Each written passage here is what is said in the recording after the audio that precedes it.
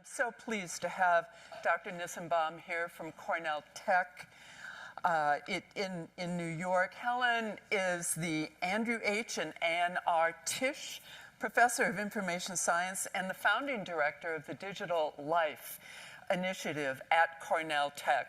Cornell Tech is the more recently developed installation of Cornell in New York City that is dealing with many technological questions and technologies, of course, in that metropolitan environment.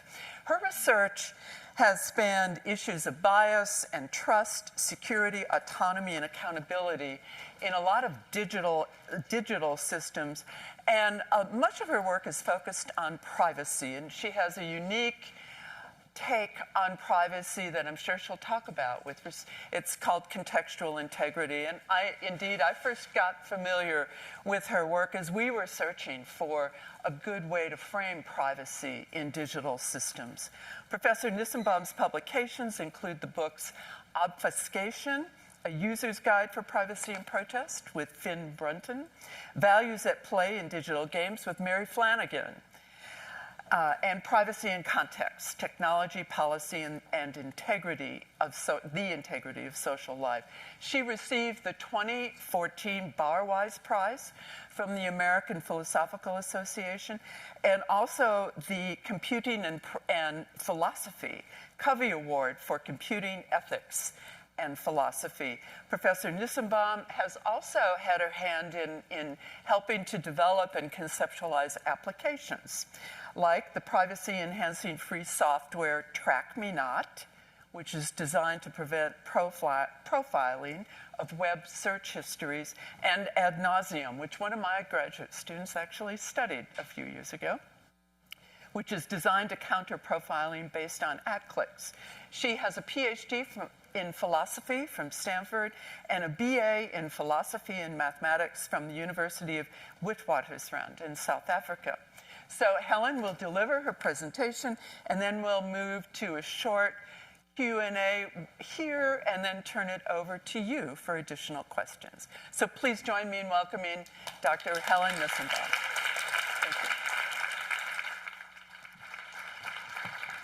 Thank you. Thank you so much, Sharon and Sherry.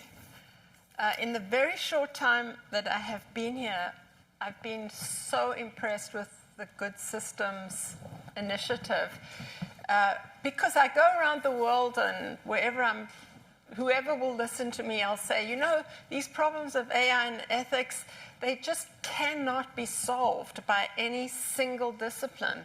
The resolution or even the understanding of these issues must be done by people who bring the wisdom, the methods, the substantial knowledge of a variety of disciplines. And it's always seemed this fantasy that's never really going to happen. But just listening to all the demos and the talks this morning and some yesterday that I managed to make, I really feel that the whole program has undertaken this really important mission.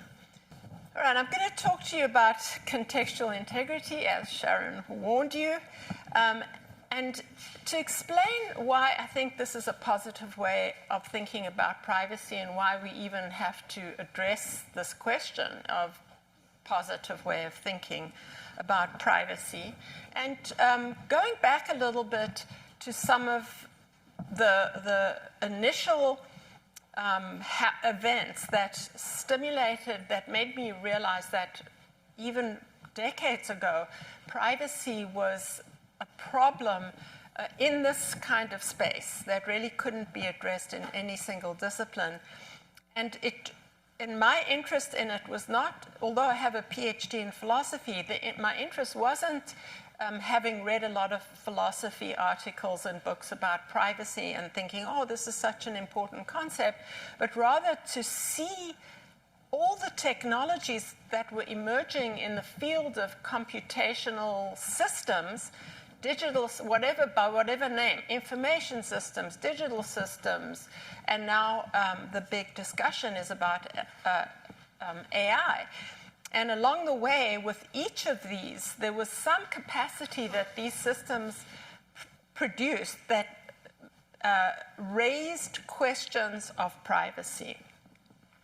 Now, of course, many of these concerns are associated with these companies that I'm labeling under the very high-level term of big tech, and we have devices, Internet of Things, wearables, and so on. We have now mobile apps, and all of these are tracking apps that provide some kind of service and some kind of opportunity, and at the same time, they raise a lot of privacy questions. And I'm highlighting the project because I'll come back to it later, and I'm going to come back to a lot of these things later, but I just want to throw a bunch of things at you at the moment. But this is an article that actually is just, we keep asking the journal, hey, when's this going to come out? And it's about to come out any moment, and it's called The Great Regulatory Dodge, with colleagues in law schools, Kathy Strandberg at NYU and Salome Filyoun, who's at the University of Michigan. And it's looking a deep dive into fertility and period tracking apps and how the app environment is dodging societal regulation. So there is this concern for privacy being protected, and at the same time, there's a different kind of concern about privacy. And here is this notion that privacy is a problem, that privacy is a limitation on cool things we can do. And this is a kind of random article that I had bumped into, and I was really struck by this particular characterization. It's a study of treatment for HIV positive patients and how some choose to lapse from care because of concerns to not share the information about themselves, and how when these people are then brought back into care, their condition immensely improves. And so it's showing how the underlying idea, as the title says, is privacy at what cost? The idea here is that privacy is putting the brakes on good things. So now I'm going to throw a bunch more slides just to illustrate what I mean. You have AI technologies that continue to advance. Many we saw today in the demos and the presentations. They depend on the collection and processing of vast amounts of information. And so we need to strike a balance, on the one hand, AI innovation, and on the other hand, protecting user data privacy. Again, the privacy-utility trade-off. Privacy-utility trade-off, especially in the arena of differential privacy, we often hear this over and over again. It's privacy versus usefulness. We have, and many of my colleagues at Cornell Tech, we have a specialty in the health tech domain. Many of them are really excited about this notion of a digital biomarker. This is a profile of data that's often collected through the use of technology, or it can be a specific sensor apparatus that's connected to an individual in various ways. These wearable and implantable devices can continuously capture data with little or no required patient interaction. Of course, I here am freaking out. Let's say your cell phone is gathering. For example, one of these digital biomarkers is for Parkinson's. So you could say, your mobile device, iOS, say, for example, can detect whether, to some degree of probability, whether you have Parkinson's. even outside of your relationship with your medical provider. So these digital biomarkers, although my colleagues are very excited about them, I'm actually really concerned about them. So in my case, I'm thinking, yeah, we have these digital biomarker opportunities, how to successfully disrupt healthcare with digital biomarkers. Again, biomarkers in these clinical trials in healthcare, but we don't, if we're thinking about this versus privacy, we're in trouble. So here are just some more of these trade-offs, balancing privacy. So now we come to this issue. People say often, or in addressing some of these technologies, the collection, vast amounts, I was really impressed with the presentation about privacy in image scraping. We say, oh, privacy is being violated. The question that I came to was, well, when people are saying that, what do they mean? What's pushing them to say this? And because in order to answer that question, we need to provide a conception of privacy that's meaningful. So I've started, a while ago, it was useful to frame the question as, how do we define a meaningful conception of privacy? And presented this idea that the way we would argue that we've come up with a meaningful conception of privacy is according to certain benchmarks. So the benchmarks that I've proposed, and I'm only going to look at the first three in this talk, is that whatever your definition of privacy is, when I say conception, you can just think definition of privacy, it needs to be faithful to common use. Because if you're coming up with a definition that really doesn't track what most people think, then it's not a very good definition. And by the way, I didn't really invent this approach. This is very typical of an analytic philosophy approach to defining concepts, and in particular normative concepts. It's okay to depart a little bit, because sometimes these natural concepts are fuzzy and self-contradictory. So your job as a philosopher is to kind of refine this concept. It has to be recognizable, but it also has to be clear and rigorous.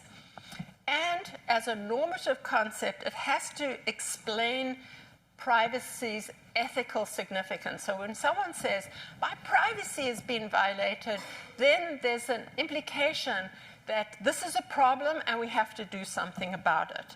And ideally, you want a conception, therefore, that holds up, that explains, and also guides and justifies. So on the basis of this, maybe we can recommend policy, or we can critique policy and law.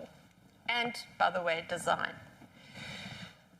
And that's how I've continuously measured or assessed contextual integrity, which I want to say is a different way of thinking about privacy. In my conversations, I'm really thrilled. Many of you already have some familiarity with contextual integrity. Some of you may not, and those who aren't familiar with it, I would say this is different from many of the other definitions, and part of what I'll do in my talk is explain also how it's different. Not only what it is, but also what it isn't. So let's say you get an emergency phone call this minute, and you have to run out and go somewhere. This is the only slide you need to remember. It's like the contextual integrity, one-liner. The right to privacy is a right, if you want to use rights language, to appropriate information flow. So if anyone asks you, you say appropriate information flow, and that's it. And I have that question of why flow, because it's all premised on this idea. Why did I use the word flow and not collection and so on? Because interestingly, each of these terms, like sharing, collection, dissemination, it has like a little bit of another meaning embedded in it, and flow was the most neutral way I could characterize just the movement of information from one place to another. And today, because there's a lot at this point increasingly in the theory, because we've had applications and so forth, I want to see if I can cover these 3 building blocks of contextual integrity to lead you more, because you're thinking, sure, appropriate flow. If I step out of that room, the next question someone's going to ask me is, well, what do you mean by appropriate flow? And I hope to answer that question in the next several slides. So social context is fundamental to the theory, contextual informational norms, and contextual values, ends, and purposes. So this is really the vision of society that contextual integrity builds on. We have contexts. We have social context. Social life isn't just this one differentiated space, but it's constructed of these differentiated social spheres. There's nothing there are multiple social theories and theories of social philosophy that will define what these social contexts are. I built a lot of this work on top of Michael Waltz's spheres of justice work, but you can think very intuitively: health context, education, family, politics, and so on. And this also came to me only after I had worked on the theory, but answering people's concerns and questions. These contexts are defined by purposes, goals, and values. What makes education education is what it aims to do and the values that constitute it. These are not uncontested. And we can think about, in the United States, education. What are the aims of education? The 3 R's: training future citizens, training future workforce, and so forth. But many people, we don't necessarily all agree at any given time, and that's okay. Associated with functions, practices, ontologies, and governed by norms and rules. Among the norms and rules, you can see we all behaving normatively for an educational context, but among these norms and rules are data flow norms and rules. And these are the norms and these are the contextual informational norms. So as a first approximation definition, I would say contextual integrity is satisfied or it's respected, or privacy is respected as contextual integrity if the information flows conform with contextual informational norms. So these are the norms, context to context, that are supposed to govern the flow of information specifically.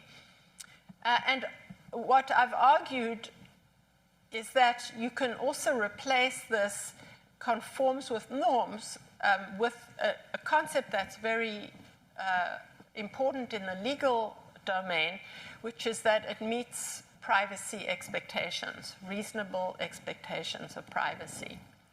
Now, the contextual informational norms or rules, I know computer scientists have a problem with the term norm, so sometimes I just use the language of rule, it has a structure.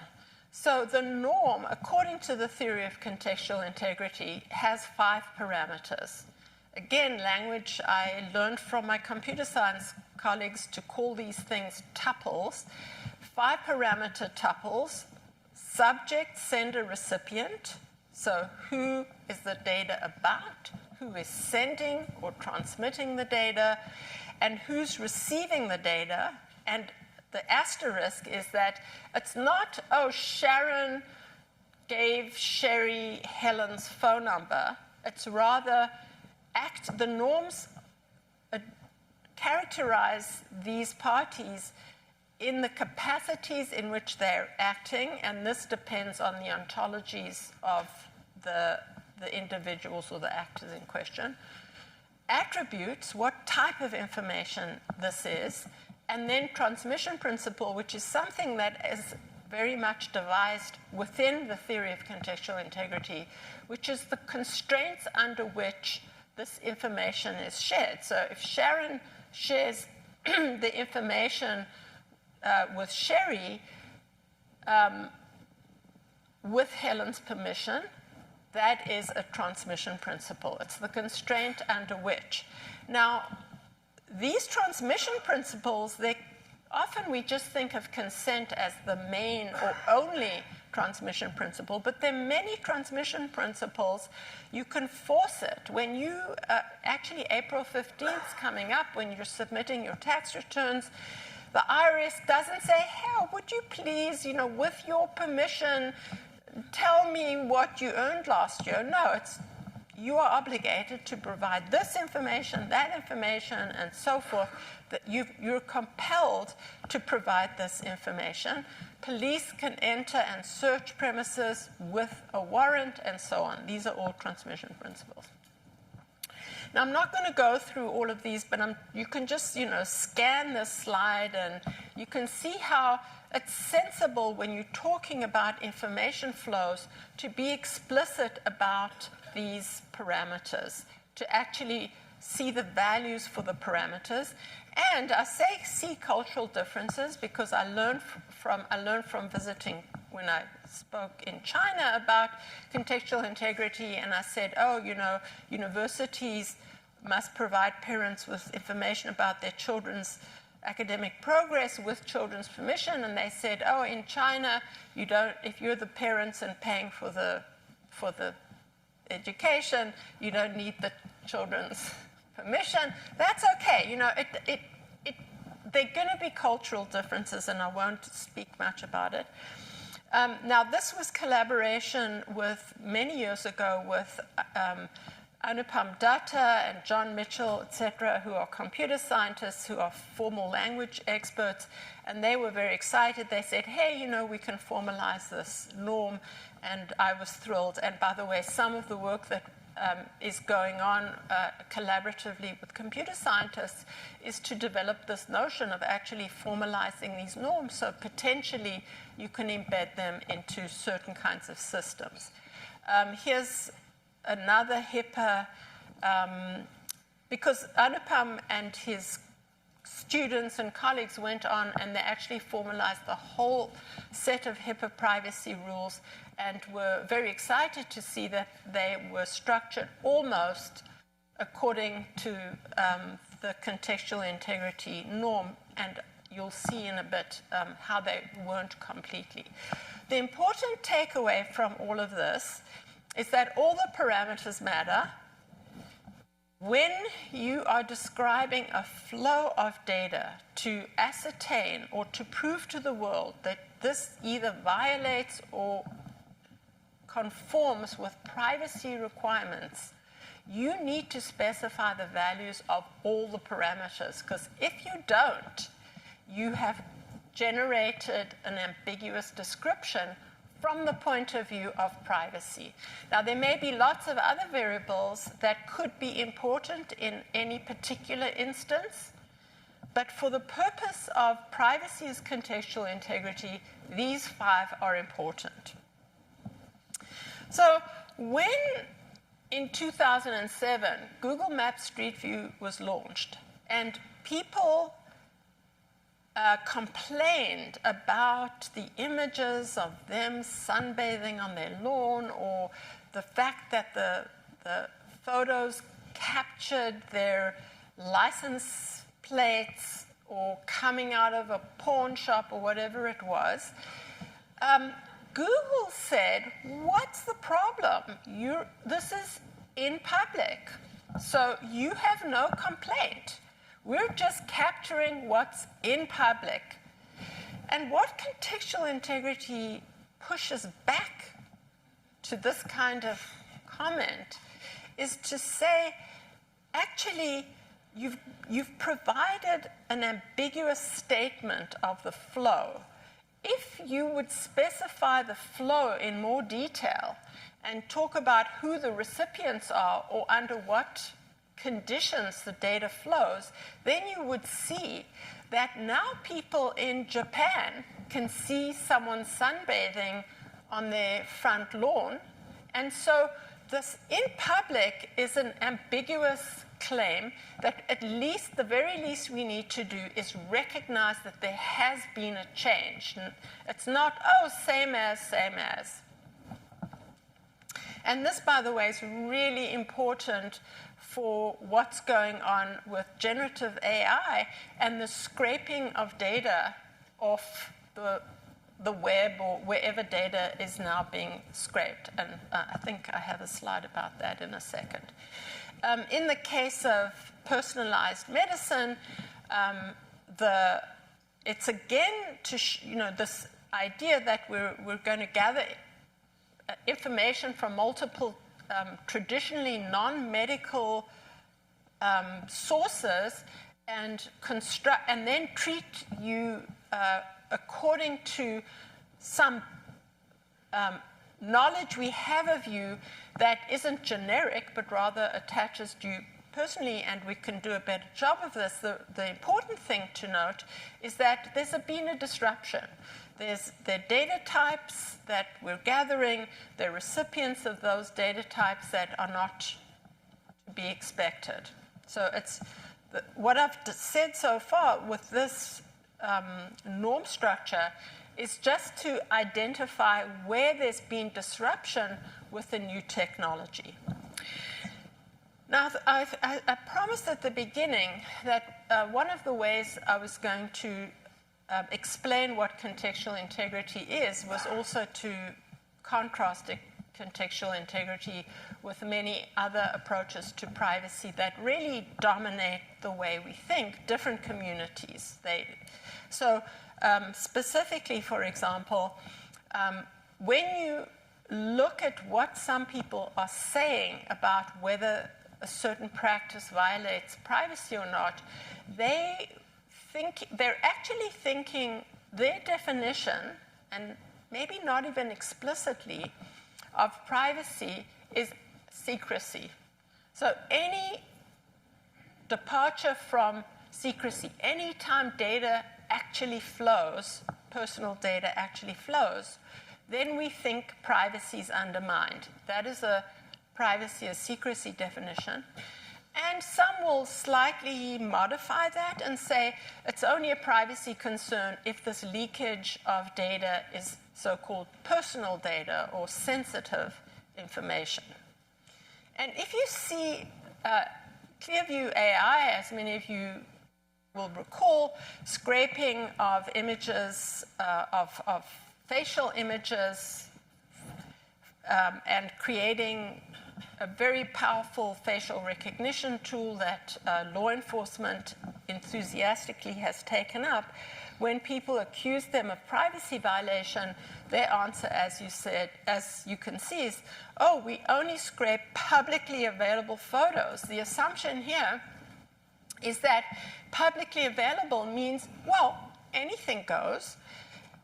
With OpenAI, similarly, when people were concerned about scraping all this data, they said it only, and this part is, I wish someone would look into it more carefully, and perhaps some people have, a variety of licensed, created, and publicly available data sources, which may include publicly available personal information. So, guys, no privacy problem going on here. This is just publicly available information.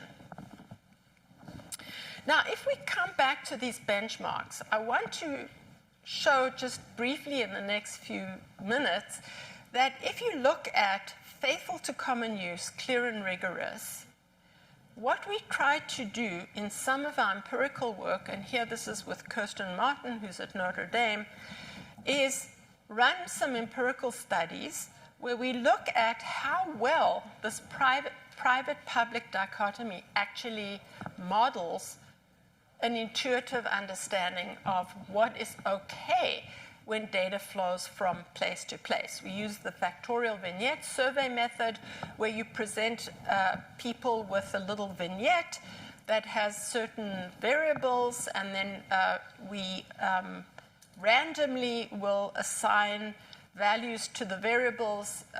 You'll notice that this is not religiously tracking the contextual integrity 5 tuples because we had to limit the number of variables so that we didn't have to have, 1 million data subjects to get significant results. But anyway, we don't use the word privacy. We just say, is it okay? And people can respond to this either minus 100, 100.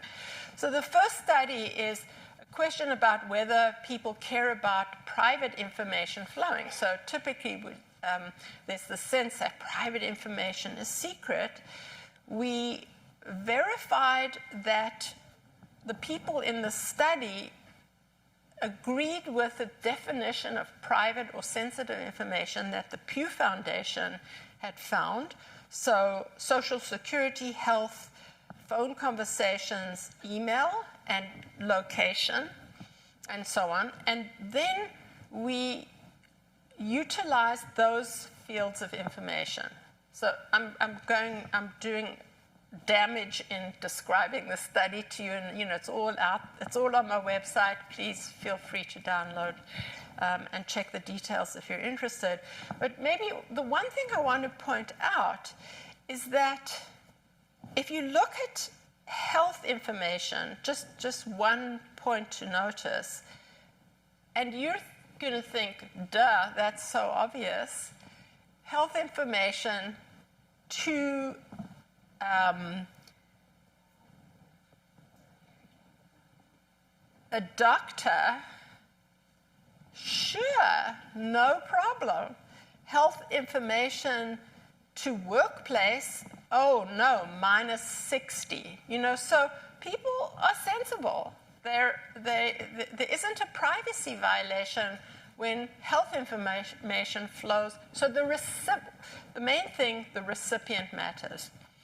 We did a similar study looking at public information, and again, I had a conversation with folks in one of the morning presentation. We did 2 studies, and I'm not going to talk about the location study because it's kind of big and complicated, but we defined in this case public information as or not defined, we operationalized public information as information that's available in a public record. And here too, people did not agree with, say, OpenAI. They didn't hold that anything goes when it's information in a public record. So I just wanted to point out, just as one example, that in the case of, say, a loan application, people really strongly were negative about the bank getting information about their marriage status from a data broker. So even though this is data that's available in a public record, people objected to getting the data from a data broker, that the data broker had received this information, the bank receiving it from the data broker, and so on.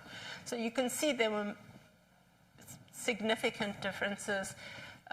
And mainly the takeaway here is that even if it's available in a public record, respondents cared who collected it, by what means, and the purposes that it served, and the same for sensitive information. Now, the privacy is control definition may be the predominant definition of privacy, I think has ruined privacy for all of us. And I have a long story, but I'm not going to tell it. But this idea of privacy as control has led us to a methodology of control as operationalized as notice and choice, and the terrible privacy policy. I don't have to fight so hard about this problem anymore because many in the academic privacy community are really fully on board with the idea that this approach isn't working and it's also harmful, but it still remains the predominant approach in the policy arena, and with the industry just loves it for obvious reasons because it does nothing. This is just a cute slide that I stole from I don't know where, which shows you the length. TikTok is the worst in terms of the length of its privacy policy. I recently read the privacy policy, and it's shocking that they even are allowed to call it a privacy policy because it's so patently. I'm not. By the way, I'm not hopping on the anti-TikTok bandwagon. I think many of our American companies just as bad, if not worse. So we've done some studies. This is with Jan Schwarzschneider on what we call parameter bloating, where a statement in a privacy policy, when you unpack it, you can see that a few sentences can unpack to 126 permutations in case you needed any evidence that it's impossible to actually comprehend what the privacy policy is doing. I feel like I've been going on. What is just my time? 5 minutes? Okay. Okay, so this is how I see the consent regime. Now, the CI heuristic is when you confront a disturbing case, you describe the data flows in terms of the 5 parameters. You identify relevant norms, and then if there's a discrepancy, you raise a red flag. Now, this is a problem, actually, because when you have a condition, and this is all the case that we are confronting, because this is what technology does. It disrupts flow. So what do we do in that case? Do we just say, oh, these are the norms, nothing changes? Or do we just say, oh, this is what technology does, isn't it cool? And this comes to the third of the benchmarks, which is what is contextual and how does it help you make a decision about whether a new flow or the old norm are the ways to go. And this is where we get to these contextual values, ends, and purposes. Contextual integrity offers 3 layers of analysis. First, we're looking at how the new flows or how any flows distributes interests among stakeholders. How does it affect ethical and political principles? And finally, does it promote contextual ends, values, and purposes? I want to just call it all of these outcomes.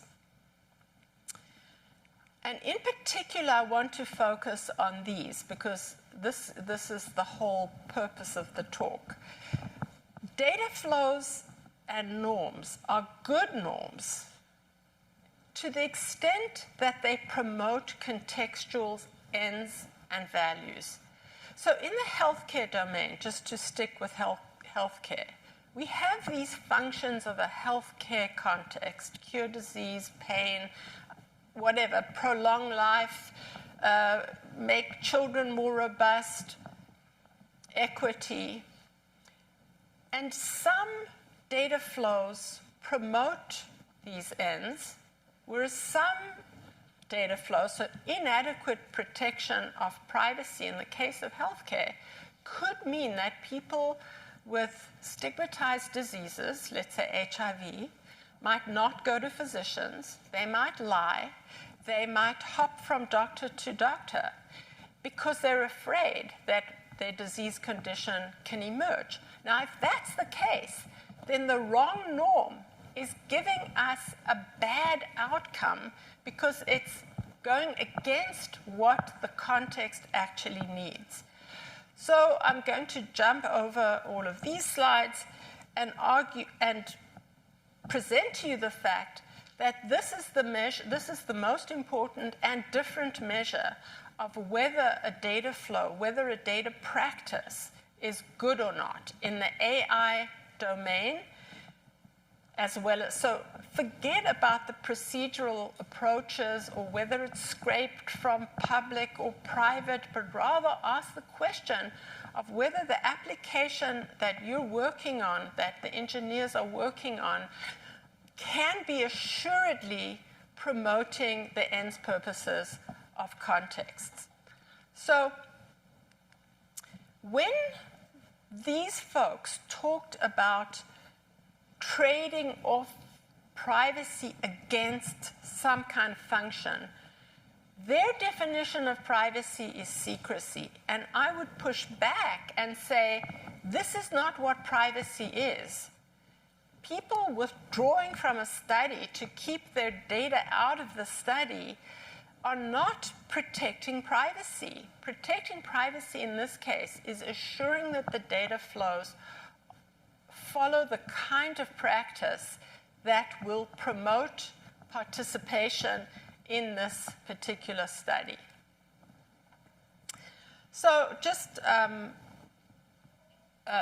ending the idea of privacy for good, first of all, it offers a positive conception of privacy, because what it's saying is if we have the right kind of protections for privacy, then people will engage in data collection, data use practices, because they'll feel assured that these practices are being used in contextually appropriate ways.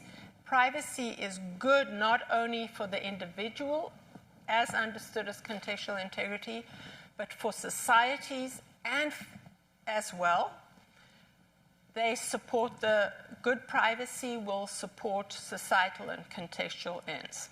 And we see this actually in other studies, acceptance of health data in helping to address COVID. This is a study that I participated in with some people in Germany, and I'm going to just skip all over this. When we're worrying about privacy in search, keep in mind the main thing is not protecting the individual, but it is stopping the chilling of intellectual curiosity. So I'm now going to skip to the final slide, because I've been so profligate with my time use. These, I think, are the frontiers that contextual integrity opens. And I say frontiers because some of us have started looking at some of these concerns, these research questions, but this is work that still remains to be done. Thank you.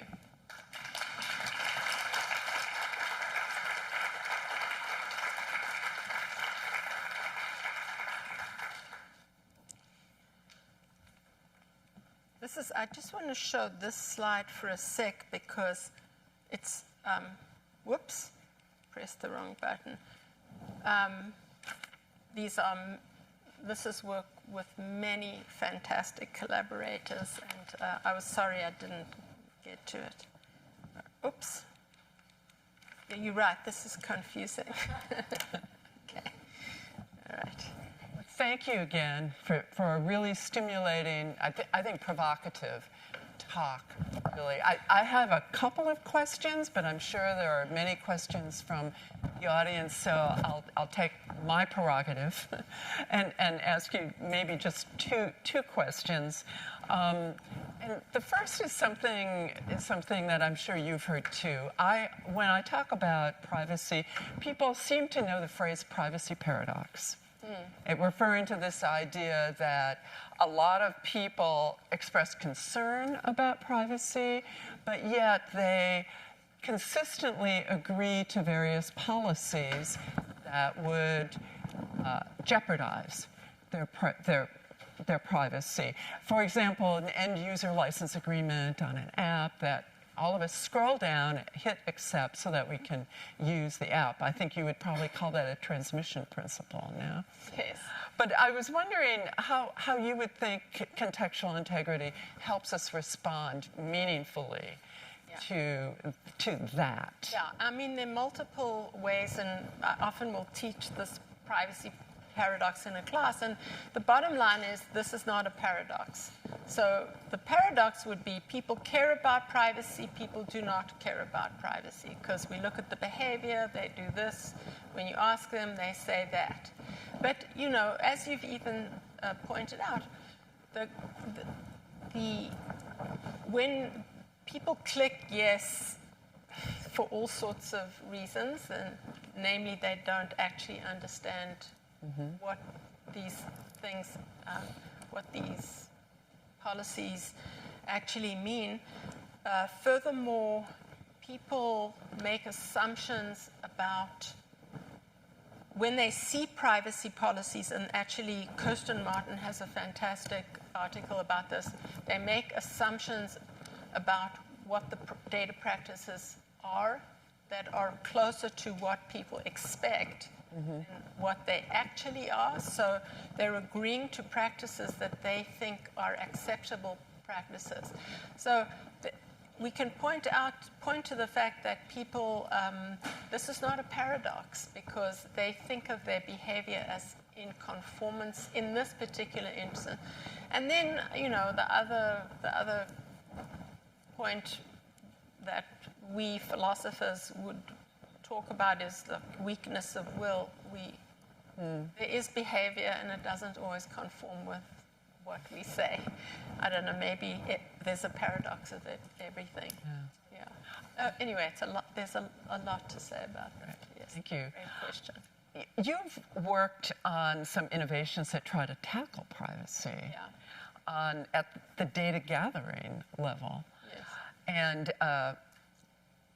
And that's meaningful because that operates at the actual creation level rather than the data use or the data broker level. What are some of the most productive practices in that sphere? And that might invite you to talk a little bit further about some of the data governance issues. Oh gosh. That interest you. Well, I mean, so I hope I left my slides there. Because where to start? So were you talking about track me not? Yeah. Question. So with the ad nauseum. Yeah, I mean ad nauseum. By the way, but they're just that to know we've been successful is that we're banned by Google. So you cannot find. You can find them, but you just can't find it in the Google store. And the track me not, I feel from a philosophical point of view more committed to, because I've often thought about web search as inquiry, intellectual inquiry, where I believe individuals should not be held accountable for intellectual inquiry, First Amendment ideas. And so the fact that any search engine would be capturing every single search and profiling our interests on the basis of that seemed wrong. And the assumption, and this gets to the data governance, and some of the comments yesterday really, agitated me. The idea that just because the way the search engine operates has your query flow through the server, or your click flows through the server to reveal your interest, that the owner of that server can scrape that data and own it exclusively seems wrong. And so the obfuscation mission, which if anyone wants to join me in it, I'd love you to, because I feel so strongly about it as kind of the last frontier, is to take those instances and obfuscate our practices so that we cannot be profiled on the basis of it. A lot of your comments have to do with almost redefining the nature of publicness.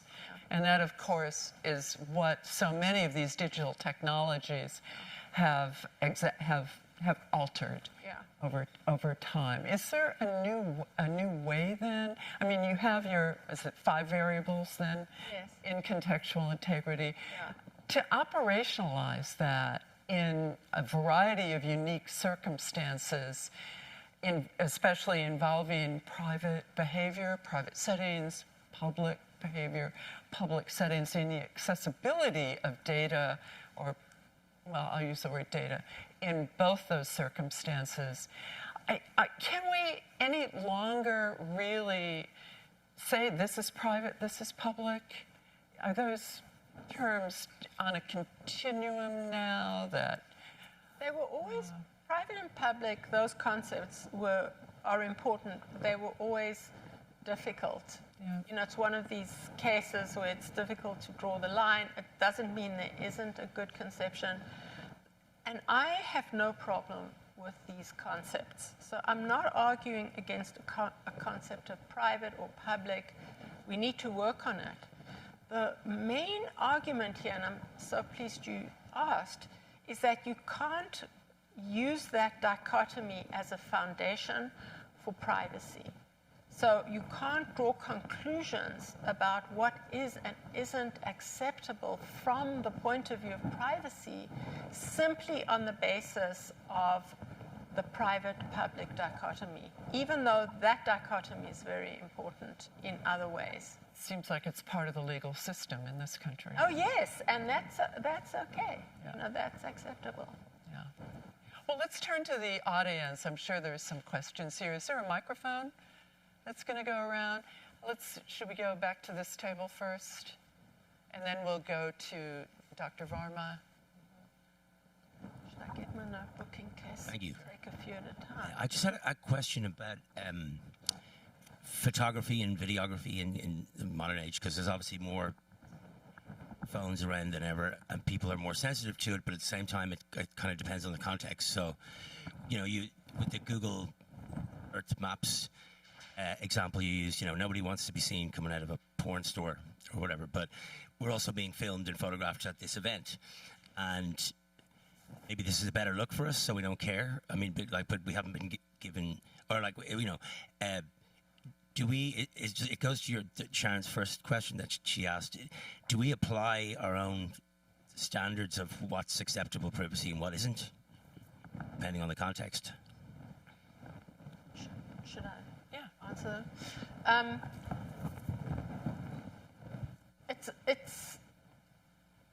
There's certain circumstances. You know, I'm now just giving you the party line, which I happen to agree with. There's certain circumstances in which individual preference as the transmission principle is part of an acceptable, appropriate flow. And there's certain instances where it's not. So assuming, I have some misgivings, by the way, about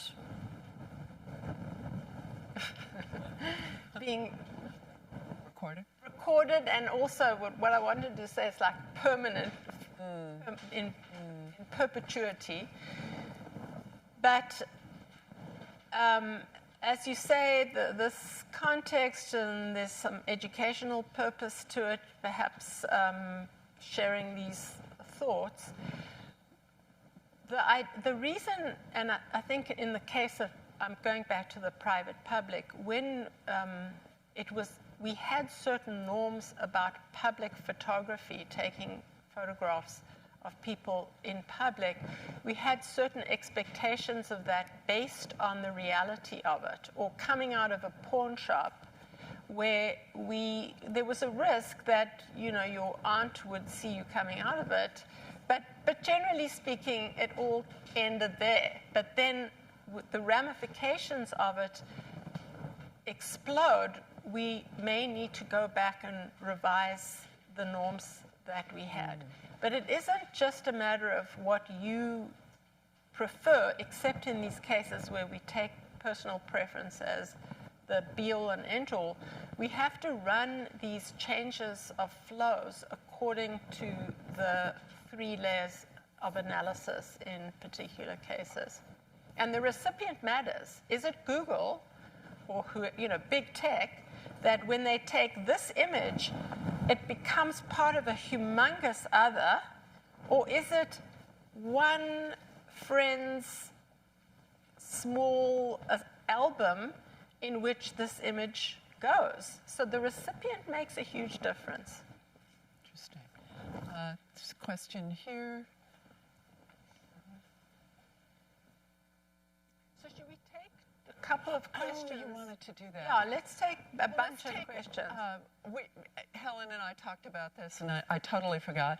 But we talked about having like 3 questions, and then she will respond to them. So we could do 3 quick questions, and then hear from Helen. Okay, thank you so much. Hi, I'm Anita Varma. I work in the School of Journalism and with Dr. Strober on good systems.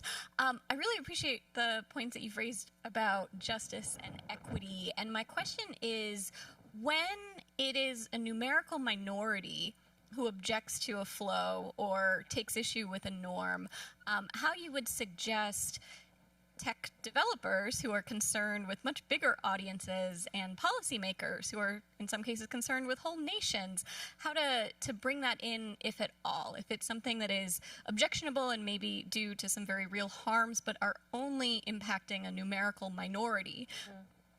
What role can and should that play in how contextual integrity is applied? Challenging question. The next, maybe over there, the woman at that table, and then we'll swing back to this question. Hi, I'm JC Finch. I just wanted to ask, I was very intrigued about your definition of privacy, but as a consumer and an individual, someone who's not working for big tech, but someone who is in a position where I feel services that are offered, like the social media apps I may have to use for work, or in healthcare situations, you have to agree to certain privacy policies that you may not personally want to. What do you do as an individual, and what do you recommend other individuals do to protect their privacy while balancing the needs that they have to participate in these different services that overstep your boundaries or society's boundaries with privacy? Thanks for that very grounded question. And then right here, this table.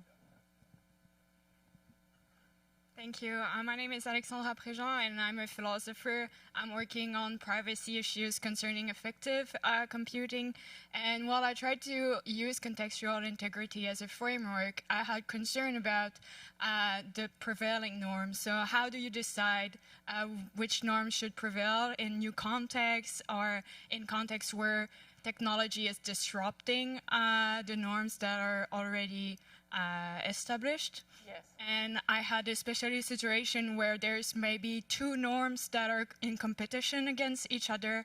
So how do you decide which norm should prevail in the context, especially in cases where the choice would make a drastic difference for the ending of the privacy violation or not? Yes. Thank you. 3 really meaty questions, one on minorities, and one on norms, one on what to do in our individual situations. All right, so try to be efficient. I can see Sherry like. So I reckon. I mean, you said affective computing. You're working on affective. Affective. Yeah, okay.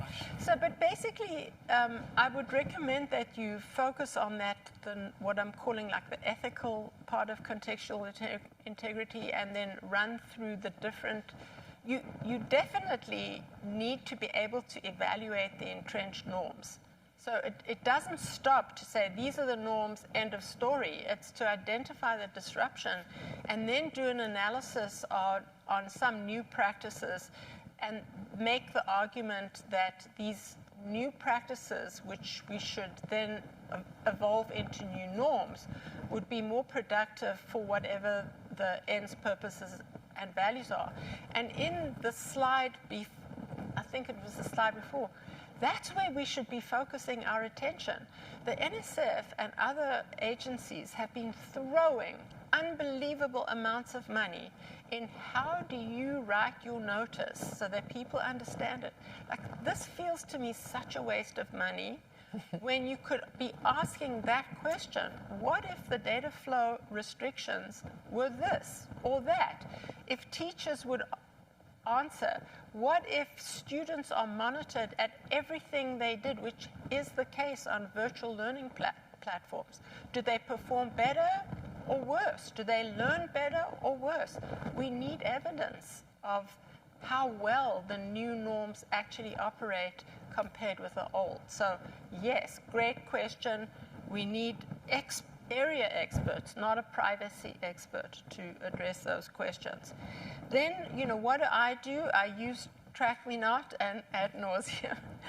I try to, there's no answer, because if you need a service and it has a hokey privacy policy, you are just going to have to give in.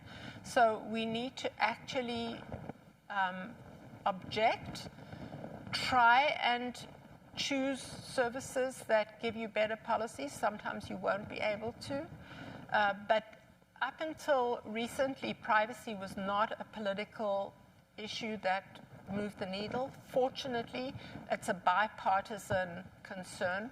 So privacy experts don't necessarily have to, bite our nails over that particular one.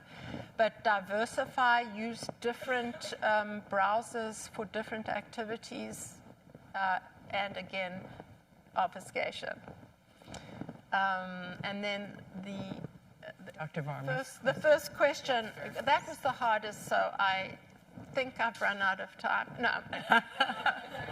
Yeah, no, it is hard, because it has to get to some of the deeper layers of when we ask about when we think about data practices, we look at the impacts of certain data practices on political values. And if we're living in a society like our own, which is a liberal, we hope, a liberal democracy, where we don't have tyranny of the majority prevail, then it's going to make a difference to whether certain data flows assist or not certain minority groups.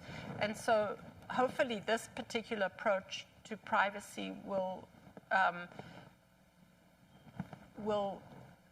be able to be moderated by these considerations through that second layer, and sometimes through the third. Because if you have unfair discrimination, say in employment, you actually can reduce the efficacy of, let's say, a workforce. And so this is how we take these kinds of unfair discrimination, minority concerns into consideration. Thank you.